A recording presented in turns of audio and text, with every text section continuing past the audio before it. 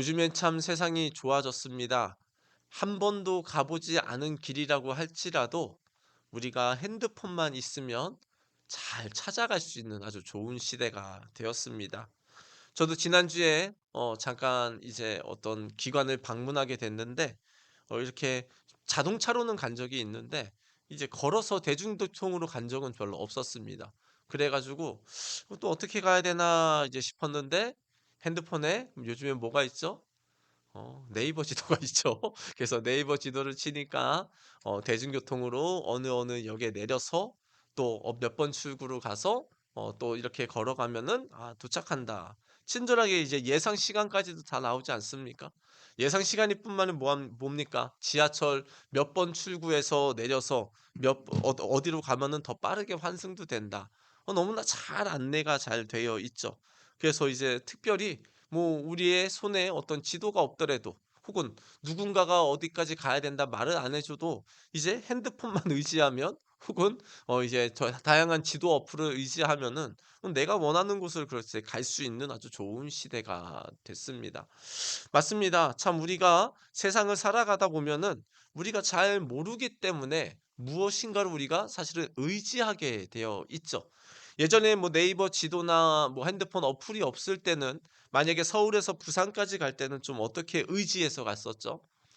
제가 아는 분들은 이제 대충 갑니다. 이제 서울에서 부산까지 내려가는 거죠. 이제 고속도로 쭉 타고 가다가 거의 도착했을 쯤에 어디로 나가는지 혹은 어디로 가야 될지 잘 모를 때는 제가 아시는 분들은 휴게소로 들어가셨습니다. 그래서 휴게소서 들어가셔서 이제 물건도 사고 주변에 있는 분들한테 "내가 부산에 어디로 가야 되는데 저 어느 도로를 타면 됩니까?" 그러면은 거기 있는 분들이 또 친절하게 잘 알려주세요. 그럼 또 그 도로 타고 가면은 또 부산에 도착하기도 했습니다. 우리는 인생에 모르는 길을 갈 때 참 우리가 누군가를 물어보고 또 어플에도 물어보고 사람한테도 물어보듯이 그런 이제 어떤 우리가 실제로 어떤 장소로 이동하는 것뿐만 아니라 인생을 살아갈 때도 우리는 무엇인가를 의지하고 살아갑니다. 아이들은 당연히 누구를 의지하고 살아가죠? 당연히 뭐 부모님 아니겠습니까? 혹은 뭐 친척, 선생님, 뭐 다양한 분들을 이제 의지해서 공부를 하기도 하죠. 그리고 무엇보다 인생을 살아갈 때 사실은 우리가 알게 모르게 뭘 의지하며 살아가죠? 사실은 돈을 의지하며 살아갑니다. 뭐 필요하지 않습니까? 그렇기 때문에 우리가 무엇인가를 사실은 의지하며 살아가는 인생이 바로 우리의 삶이 아닌가 싶습니다. 근데 성경은 우리에게 분명히 뭐라고 말씀합니까? 우리가 세상의 그 어떤 돈보다 지식보다 심지어는 어플보다도 누구를 의지하며 살아가라고 말씀할까요? 하나님을 의지하라고 그러고 우리에게 말씀을 하고 있습니다.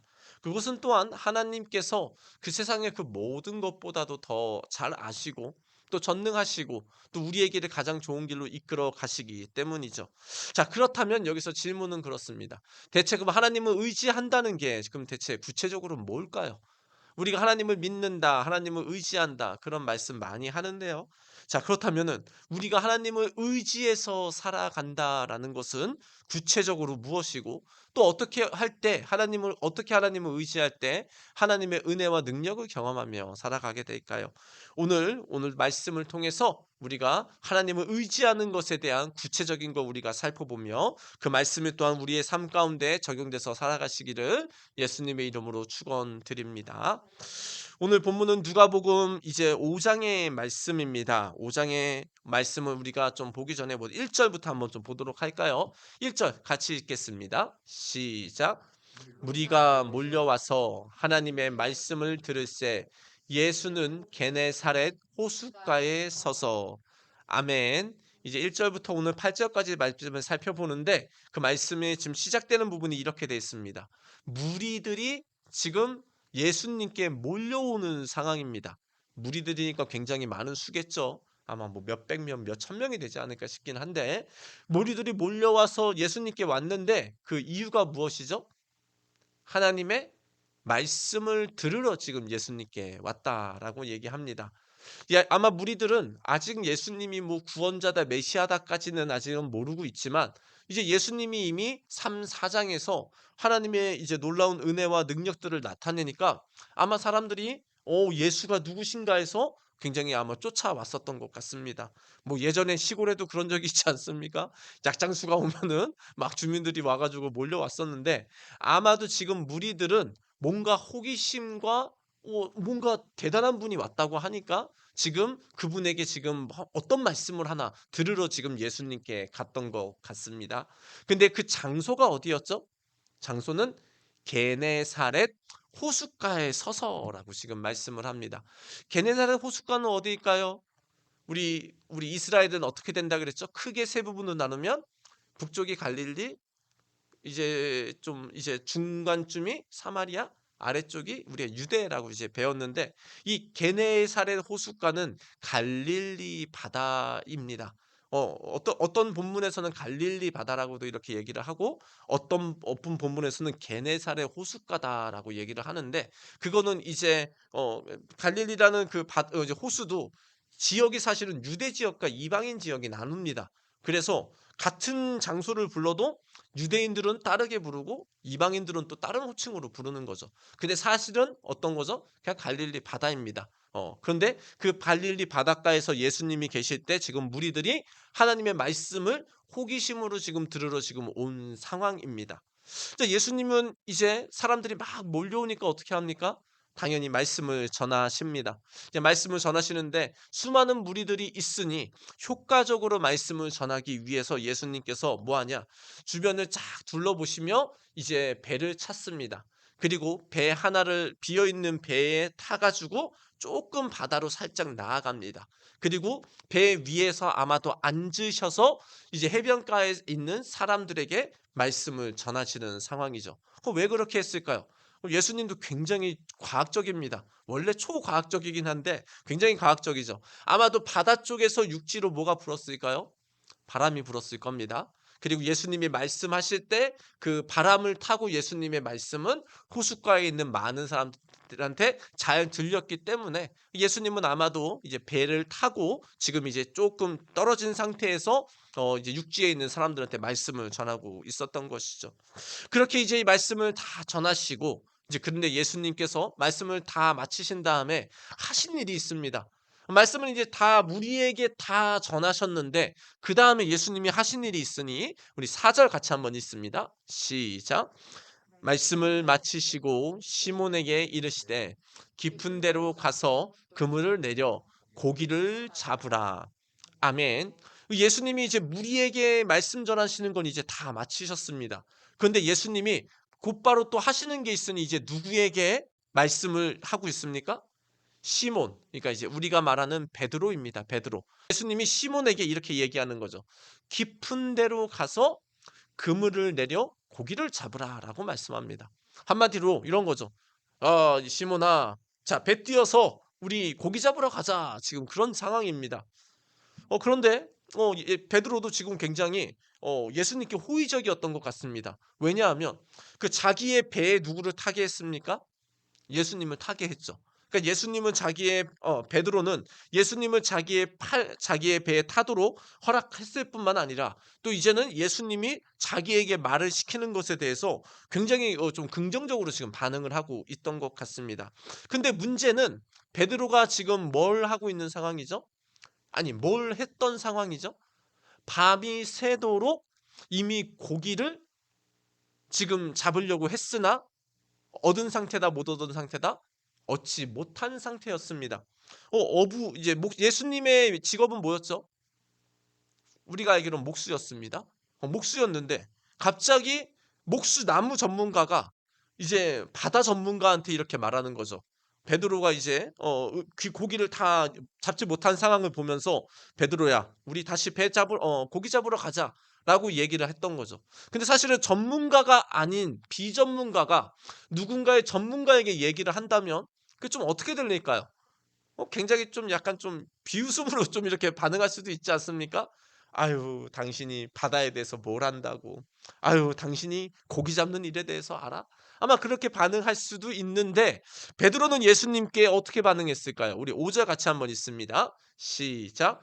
시몬이 대답하여 이르되 선생님 우리들이 밤이 새도록 수고하였으되 잡은 것이 없지만은 말씀에 의지하여 내가 그물을 내리리이다 하고. 아멘. 시몬의 대답은 그런 거죠. 선생님, 예수님한테 말하는 겁니다. 예수 선생님, 사실 우리가 밤이 새도록 수고했습니다. 그리고 그 당시에는 뭐 지역마다 다르긴 했지만 밤에 고기가 더 많이 잡혔다고 합니다. 근데 지금 예수님이 베드로에게 말하는 상황은 낮이에요, 밤이에요? 낮이죠. 고기도 잘 안 잡히는 낮인 것이죠. 근데 베드로가 얘기하는 겁니다. "우리 고기가 잘 잡히는 밤에도 이렇게 정말 노력하고 고생했습니다. 근데 우리 잡은 거 하나도 없어요." 자, 그런데 사실은 낮에도 잘 안 잡혀요, 예수님. 그렇지만 예수님이 나한테 말씀해 보니까 내가 예수님 말씀 한번 내가 믿고 금을 한번 내리러 가겠습니다라고 지금 이런 상황입니다. 사실 베드로의 마음에는 어떤 마음이 있죠, 이미? 아이, 뭐 되겠어? 뭐 고기 잡히겠어? 베드로가 이미 지금 뭐 전문 직업이 뭐죠? 어부 아닙니까? 어부. 게다가 배까지 소유하고 있지 않습니까? 물론 배가 아주 큰 배는 아니었을 겁니다. 아마도 베드로와 같은 성인 뭐 이제 6명에서 12명 정도까지 탈 수 있는 그런 이제 아마 통통배 정도였겠지만은, 오늘날에도 배가 비쌀까요? 쌀까요? 자동차 저리 가랍니다. 배 굉장히 비쌉니다. 그 당시에도 근데 배가 굉장히 이제 있었다는 건 굉장히 중산층 정도는 된다는 겁니다. 그래서 베드로를 무시하면 안 됩니다. 베드로는 가난하지 않았습니다. 그 당시 농경 사회에서 또 다른 이제 어부라는 전문 직업을 가졌다는 거는 굉장한 그런 나름대로의 뭐 지식은 좀 떨어졌을지도 모르지만 중산층이고 굉장히 경제적으로는 굉장히 나름대로 이제 할 수 있는 그런 위치였죠. 게다가 지금 어부였기 때문에 바다 전문가였기에 예수님이 말하는 그것을 듣고 그게 바다에 나간다? 사실은 불가능합니다. 누가 고기에 대해서 더 잘할까요? 상식적으로. 목수보다 어부가 더 잘할 것이고, 그리고 뭐 육지에서 나무를 다루는 사람보다 매일매일 배 타고 바다로 나가는 어부들, 그럼 베드로가 전문가가 아니겠습니까? 그래서 아마도 베드로는 예수님의 말씀을 듣고 바다 가운데 그물을 내리러 가면서도 아마 어쩌면 시큰둥하고 뭐 되겠어 기대를 하지 않았을 겁니다. 하지만 결국은 예수님의 말씀을 한번 믿고 내가 내려보겠다 하고 갔을 때 어떤 결과가 있을까요? 우리 6절 한번 같이 한번 있습니다. 시작. 그렇게 하니 고기를 잡은 것이 심이 많아 그물이 찢어지는지라. 아멘. 베드로의 예상과 상식과는 다르게 예수님의 말씀대로 고기를 잡으러 망을 내려서 올려보니 어떤 일이 일어났죠? 고기가 너무 많은데 어느 정도다? 내린 그물이 찢어질 정도가 됐다라고 얘기를 하는 것이죠. 베드로의 상식과는 이게 맞는 일일까요? 밤에 더 잘 잡힙니다. 그 당시에는 특히 갈릴리 바다는. 그리고 지금 낮인데도 불구하고 비전문가가 말하는 것에 따랐는데 지금 베드로의 입장에서는 모든 일이 자기의 생각과 자기의 경험대로 안 했는데도 불구하고 더 좋은 결과가 일어난 것이죠. 베드로의 입장에서 어떤 생각이 들었을까요? 기대하지 않았습니다. 아이 뭐 얼마나 건지겠어. 옆에 있는 이제 다른 동료하고 한번 같이 한번 가보자. 한번 내려보자. 우리 예수님 말씀 따라서. 기대 안 하고 했는데 갑자기 내려서 올리는데 이게 무게부터 나가지 않겠습니까?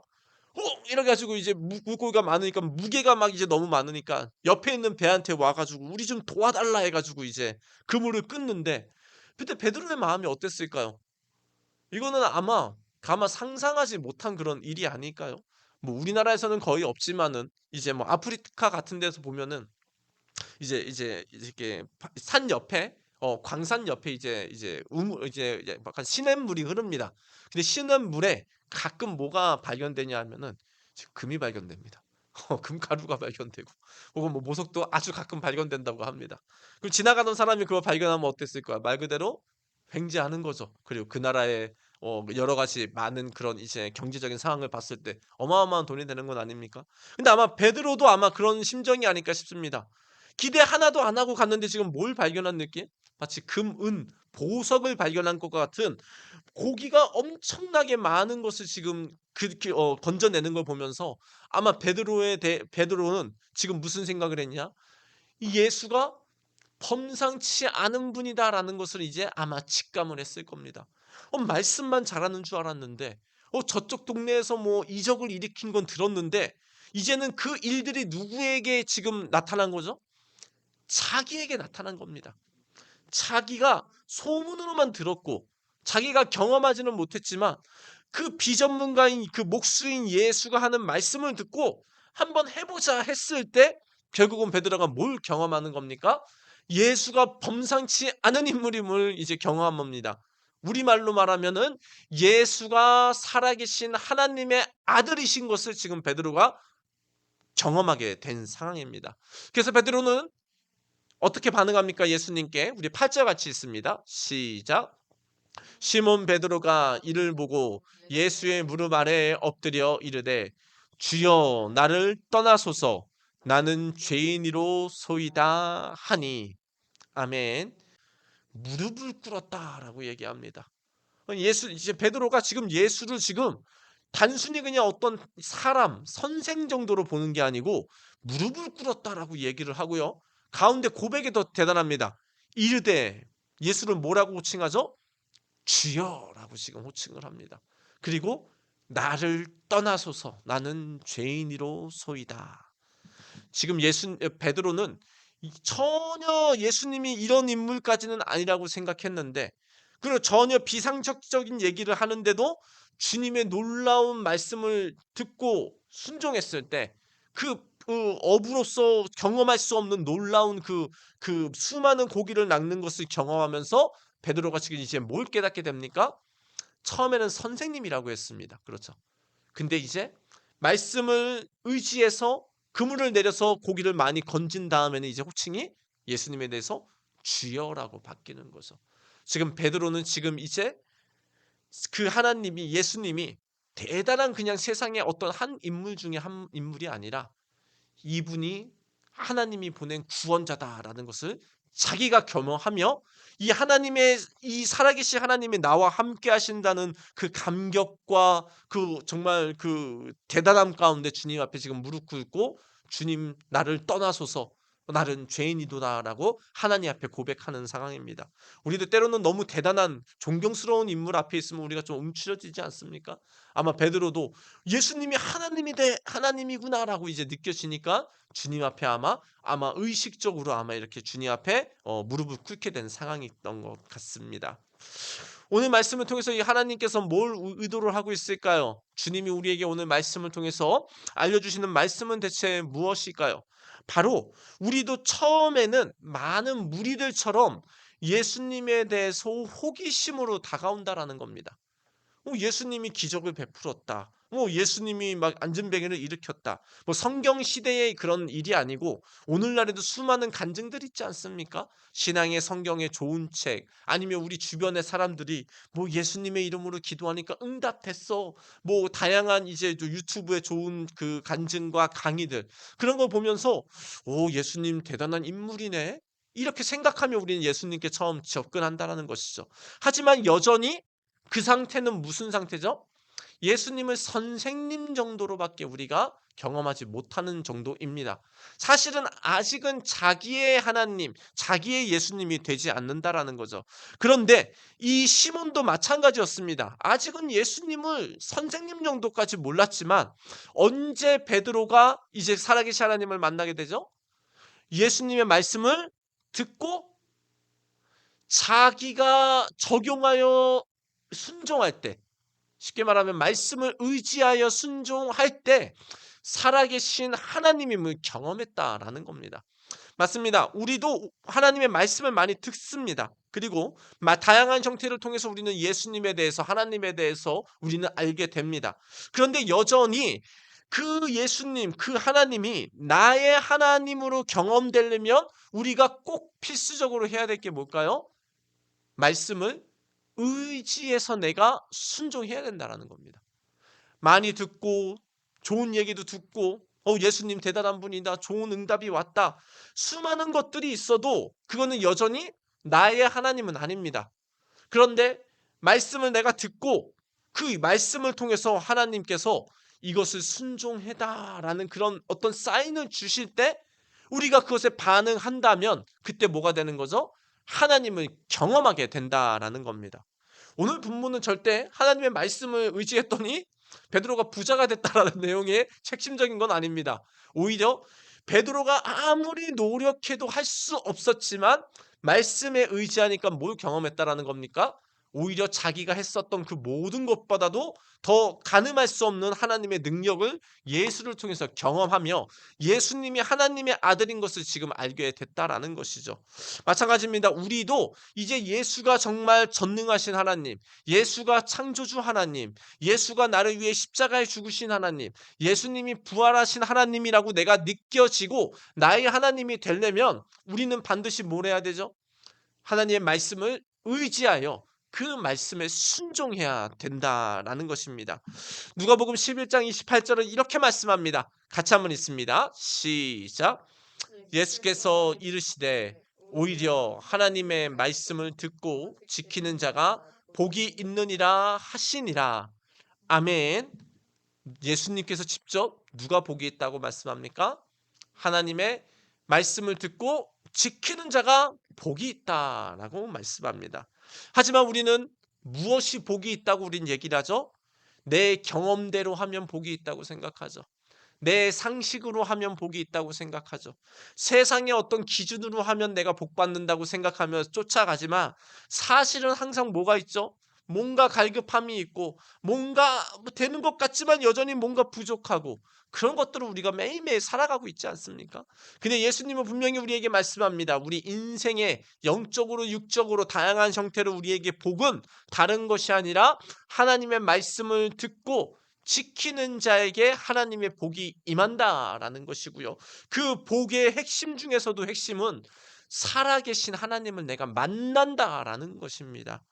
우리 성도님들, 우리는 무엇인가 오늘도 의지하고 살아갑니다. 근데 우리가 의지하는 것들이 사실은 어떤 우리의 상식 수준에서 좋다라고 생각하는 게 맞습니다. 아니면 내가 과거에 경험을 했으니 요게 좋다라고 생각하며 하는 것들이 많습니다. 다 그런데 사실은 그 복의 수준이 어느 수준이죠? 그건 내 수준입니다. 인간 수준의 복. 세상적인 어떤 그런 기준의 복 정도밖에 안 된다라는 것이죠. 근데 하나님은 우리에게 말씀합니다. 내가 하는 말씀을 듣고 너가 지켜봐라. 하나님의 놀라운 은혜를 너가 경험하게 된다라는 겁니다. 세상이 알 수 없는 그거보다 훨씬 더 정말 주님이 주시는 놀라운 그 다양한 복, 그게 건강일 수도 있고 경제적인 것 수도 있고 우리의 삶의 어떤 부분일 수도 있지만 그것을 반드시 우리가 알고 경험하게 된다라는 것입니다. 제가 이제 가끔 이제 운전을 하면은 이제 항상 내비게이션을 켭니다. 근데 여전히 내비게이션을 켜고 가도 때로는 어떻죠? 같은 장소를 가더라도 다른 길로 인도할 때가 있어요. 저도 이제 교회에서 이제 집으로 갈 때 한 2-30분, 20분 정도 이제 거리가 되는데 때로는 이 같은 내비게이션이에요. 같은 장소예요, 도착지가. 근데 어쩔 때는 이렇게 좀 왼쪽으로 이렇게 가라고 얘기를 합니다. 근데 어쩔 때는 같은 내비게이션에 같은 장소를 찍고 가는데도 오른쪽으로 가라고 합니다. 근데 이제 보통은 이제 왼쪽으로 가라고 이렇게 인도하거든요. 그래서 제가 이상하네 오늘은 내비게이션이 오른쪽으로 이렇게 인도하네. 근데 내 상식과 경험으로는 오른쪽으로 가면 이제 늦습니다. 그러니까 제가 뭘 선택하죠? 보통 이상하네. 왜 오늘은 오른쪽으로 가라 그러지? 이거 분명히 늦는데. 그냥 왼쪽으로 가자. 내 생각으로 딱 이제 내비게이션을 보고 내비게이션을 무시하고 갔을 때 어떤 일이 일어나냐? 사고가 나 있습니다. 사고가 나 있어서 결국은 더 10분, 20분 거리를 이제 30분에 도착하고 35분에 도착할 때가 종종 있습니다. 물론 항상 그렇지는 않지만 제가 이제 경험상으로 봤을 때 내비게이션이 뭔가 나한테 신호를 주는데 그 신호를 따라가지 않았을 때 더 늦은 경험들을 몇 번 했다라는 거죠. 차 사고가 났을 수도 있고 이렇게 그 도로 공사를 할 때도 있고 그런 걸 느꼈는데 마치 그렇습니다. 우리의 삶도 내 생각에는 요게 좋을 것 같아. 내 경험으로는 이게 좋을 것 같아. 하나님의 말씀은 뭔가 좀 아닌 것 같아. 이제 그런 생각을 하며 내 생각을 의지했을 때 그 결과는 항상 하나님의 말씀을 의지했을 보다 훨씬 더 별로 안 좋은 경험을 많이 했었던 것 같습니다. 자, 그렇다면 우리가 하나님의 말씀을 의지한다라는 건 뭘까요? 하나님을 의지한다라는 건 곧 말씀을 의지하는 거고, 말씀을 의지할 때 그 예수님이 나의 하나님으로 경험되는데, 그럼 대체 그 말씀을 어떻게 의지한다라는 겁니까? 저 같은 경우는 이렇게 합니다. 매일 하나님 말씀은 큐티를 하죠. 뭐 큐티를 모르시는 분도 계시겠지만 간단히 얘기하면 같은 짧은 본문을 여러 번 보는 겁니다. 하번 세 번 정도 이제 보고 그 말씀 가운데서 하나님이 우리에게 뭘 의도하시는 건가 생각해 보고 이 말씀을 내 삶에 구체적으로 어떻게 적용해 볼 것인가 생각해 보는 게 큐티입니다. 뭐 혹은 뭐 이렇게 말씀 묵상이라고도 하는 거죠. 그래서 저 같은 경우도 오늘 말씀 이제 큐티 순서가 있지 않습니까? 순서에 따라서 이렇게 본문이 있는데 오늘 주일 아침 이제 큐티가 전도서 1장에서 1절부터 11절까지 말씀이었습니다. 근데 8절에 이런 말씀이 있었습니다. 우리 한번 본문 같이 한번 읽습니다. 시작. 모든 만물이 피곤하다는 것을 사람이 말로 다 말할 수는 없나니 눈은 보아도 독함이 없고 귀는 들어도 가득 차지 아니하도다. 아멘. 이제 전도서 이제 1장 1절에서 11절 보는데 뭐 계속 이제 헛되다 헛되다 얘기하는 것 가운데 뭘 얘기를 하냐? 사람이 눈으로 보는 것도 족함이 없다. 귀는 들어도 결국은 우리에게 가득 차지 않는다. 이런 말씀이 있습니다. 자, 이런 말씀이 오니까 저한테 이제 개인적으로 느껴진 건 뭐냐? 아, 정말 유튜브를 내가 가끔 이렇게 막 한 시간씩 볼 때도 있는데, 어, 정말 끝도 없다. 말씀이 저한테 좀 많이 느껴졌어요. 야, 이렇게 인터넷 뭐 네이버 신문, 이제 뭐 네이버든 어떤 다양한 것에 뉴스를 봐도, 정말 끝도 없다. 그러는데, 뭐 그걸 많이 본다고 나한테 만족이 되냐? 아, 또 그렇지도 않다. 라는 게 좀 저한테 다시 한번 좀 느껴졌습니다. 아, 그래서, 그리고 내가 귀로 듣는 것, 이것을 지나치게 하는 것이 결국 나한테 도움이 되는 게 아니구나. 별로 그렇게 나에게 남는 것이 있는 게 아니구나라고 하면서 이번 주는 내가 좀 하나님의 유튜브나 어떤 그런 것들을 검색하는 거나 하는 것들을 좀 줄여보자. 오히려 피곤해지는구나라는 걸 느꼈다라는 거죠. 근데 세상 사람들은 뭐라는 거죠? 유튜브가 굉장히 요즘에는 다양한 매체 아닙니까? 정보와 그런 어떤 방법, 활용도 그리고 네이버나 뭐 다양한 다음이든지 다양한 구글드 포털 사이트를 통해서 우리가 검색하는 것들 굉장히 좋습니다. 하지만 오늘 성경은 분명히 뭘 말씀하죠? 눈으로 보는 거나 귀로 듣는 거나 결국은 우리를 완벽하게 우리를 이렇게 만족시키지 못한다라고 말씀하는 거죠.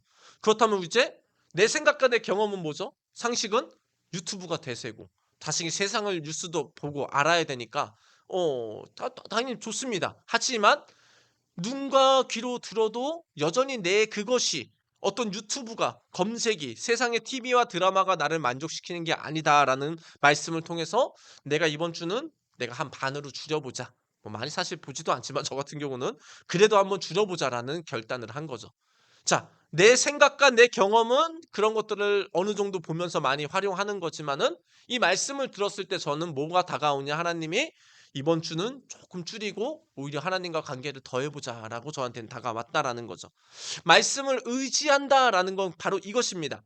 내 경험과 상식과 어떤 기준이 있는데 그거보다 하나님의 말씀대로 내가 살아보자가 바로 말씀을 의지한다라는 겁니다. 내 생각이 틀렸다는 것도 아닙니다, 사실은. 내 경험이 틀렸다는 것도 아닙니다. 어떤 세상적인 기준이 완전히 틀렸다는 것도 아닙니다. 그럼에도 불구하고 하나님이 말씀하시면 내 생각을 더 내려놓고 내 기준을 내려놓고 내 상식을 내려놓고 무엇대로 살아본다? 하나님의 말씀대로 살아보는 것이 바로 말씀을 의지하며 살아간다라는 것입니다. 그럼 말씀을 의지하며 살아가면 쫄딱 망할까요? 아니요, 그렇지 않은 것 같아요. 정말 하나님을 말씀을 의지하며 살아가는 사람들의 간증들을 들어보면 아주 놀라운 일들이 있습니다. 이제 보신 분도 계시겠지만 다니엘 세일의 기도에 요번에 강사로도 나오셨고 새롭게 하소서 등등도 이렇게 간증을 하셨던 진전주 약사님인가요? 갑자기 이름이 헷갈리네요. 네네네. 그 약사님에 대해서 약사님이 간증하는 것들을 보게 됐습니다. 사실 이분은 약사시면서도 이제 교회 사모님이시기도 했는데요.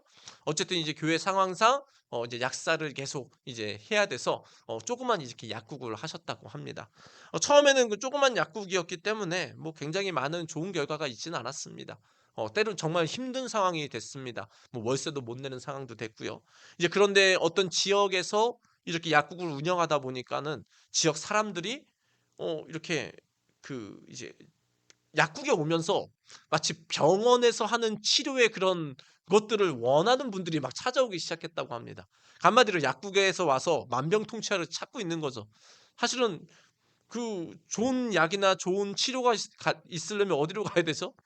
좋은 병원으로 가야 됩니다. 큰 병원으로 가야 되는데 이제 약국에서 이렇게 와서 마치 막 내 병의 문제를 다 해결해 달라고 도와달라고 하니까 약사로서 굉장히 당황을 하는 거죠.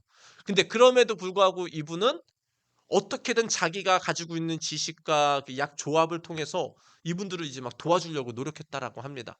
보통은 처방전 주면 딱 이렇게 하잖아요. 처방전대로 딱 이렇게 다 해 주고. 근데 이분은 자기가 가지고 배웠었던 것과 그리고 하나님의 마음으로 어떻게든지 내가 이분들이 이제 병원 나한테 이렇게 요구를 하는데 병원 안 가고 그래도 내가 최선을 다해서 이분들에게 맞는 약을 만들어 보자.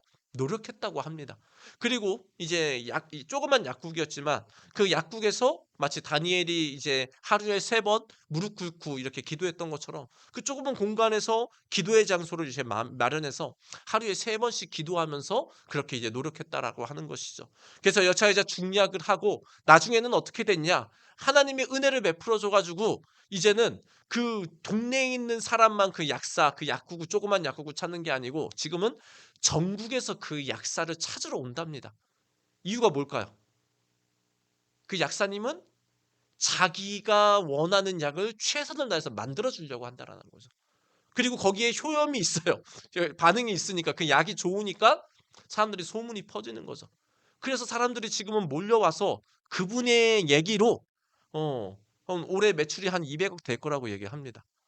그러니까 제가 말씀드리는 건 하나님 말씀은 들었더니 뭐 부자 됐다 그걸 얘기하는 게 아니고요. 하나님 말씀에 의지하여 기도하면서 지금 해 봤더니 우리에게 손해가 되는 게 아니고 오히려 놀라운 하나님의 은혜를 경험하며 살아가게 된다라는 겁니다. 그럼 그분이 뭐 만약에 뭐 순수입이 뭐 100억이 됐던 그 뭐 얼마가 됐던 그럼 뭐랄까요? 또 기부하고 나눠주고 또 교회를 위해서 또 헌신하지 않습니까? 뭐 사실 지금도 그렇게 살고 계시고요. 우리는 하나님의 말씀을 의지하는 게 고리타분하다고 생각하지만 사실은 하나님의 말씀은 초과학적이고 초능력적이고 우리의 상식과 기준과 그런 모든 경험을 뛰어넘는 놀라운 것들을 그 예비하시고 하나님이 이렇게 해봐라라고 우리에게 말씀한다라는 겁니다. 적어도 내 생각에는 어쩌면은 말씀을 의지할 때 뭔가가 좀 아닌 것 같은데 처음엔 생각될 수 있습니다. 베드로도 안 그랬겠습니까? 베드로도 이제 예수님이 지금 이제 그 그물을 내리라고 했는데 바로 내린 게 아니잖아요. 깊은 데로 가라잖아요. 깊은 데로 가라는 건 이제 배 타고 이동을 해야 되는 거잖아요. 베드로가 처음엔 그런 생각했겠죠. 뭐 되겠나?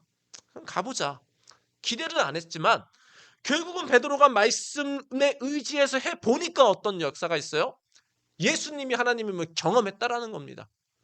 우리도 마찬가지입니다. 하나님을 의지한다라는 것 곧 내 생각보다 뭘 의지한다? 말씀대로 살아가는 게 바로 하나님을 의지하는 겁니다. 하나님을 의지한다라는 건 바로 내 경험보다 하나님의 말씀대로 살아보겠다. 내가 하나님을 의지한다는 건 세상적인 어떤 기준보다 하나님의 말씀대로 내가 살아보겠다라고 결단하고 살아가는 겁니다. 그때 살아계신 하나님을 경험하게 된다라는 것입니다. 우리 성도님들은 지금 무엇을 의지하며 지금 살아가고 계십니까? 자기의 생각을 지금 의지하며 살아가고 계십니까? 아니면 자기의 경험을 의지하며 살아가고 계십니까? 아니면 세상에 어떤 좋다고 하는 그런 경험들을 의지하며 살아가고 계십니까? 내 생각과 내 경험과 내 기준보다 훨씬 더 비교할 수 없이 뛰어나신 하나님의 말씀을 의지하며 살아가시기를 예수님의 이름으로 축원드립니다. 내 경험보다 하나님의 말씀을 의지하며 사시고, 내 경험, 내 상식보다 말씀을 의지하며 사시고, 세상적인 기준보다 하나님의 말씀을 의지하며 살아간다면 오늘 베드로가 그 예수님을 경험한 것처럼 우리도 그 하나님을 경험하며 매일매일 살아갈 수 있다라는 것입니다. 오늘부터 우리 성도님들 이제 말씀을 우선 좀 보셔야 되겠죠? 말씀을 의지하려면 말씀 보셔야 됩니다. 첫 번째 말씀은 뭐죠? 주일 설교를 우리가 좀 말씀을 들으며 내 것으로 소화하셔야 됩니다. 그냥 주일 와서 좋은 말씀 들었다. 그러면 또 한 주간 또 없어지면은 전혀 소용이 없어요. 말씀을 들었으면 이게 정말 내 것이 되기 위해서 한두 번은 더 듣고 이 말씀은 내 삶에 어떻게 적용해 볼까? 그렇게 생각하며 지금 살아가는 겁니다. 그리고 평소 때 하루에 한 장이라도 말씀 들으시고, 그리고 나중에 이제 큐티도 우리가 함께 배우고 하면은 큐티 말씀을 보면서 내가 말씀을 더 깊이 내가 보고, 성경을 많은 장을 보는 것도 좋겠지만 더 중요한 건 뭐죠? 그 많은 장만 보면은 그냥 머리만 쌓입니다. 중요한 건 뭐죠? 한 말씀을 보더라도 한 10절의 말씀을 보더라도 내가 그것대로 내가 살아보겠다 결단하며 살아갈 때 오늘 베드로처럼 하나님의 말씀을 경험하게 되는 것입니다. 우리 성도님들, 내 생각을 보다 하나님의 말씀을 의지하시기를 바랍니다. 내 경험보다 하나님의 말씀을 의지하며 사시기를 바랍니다. 그리고 내 세상적인 어떤 기준보다 하나님의 말씀을 의지하여 살아계심으로 이번 한 주간 동안 그 살아계신 하나님의 아들이신 그 예수님, 우리를 위해 십자가에 죽으시고 부활하시며 여전히 우리를 가장 좋은 것을 주시고 인도하시는 그 하나님을 경험하시는 우리 모두가 되시기를 예수님의 이름으로 축원드립니다.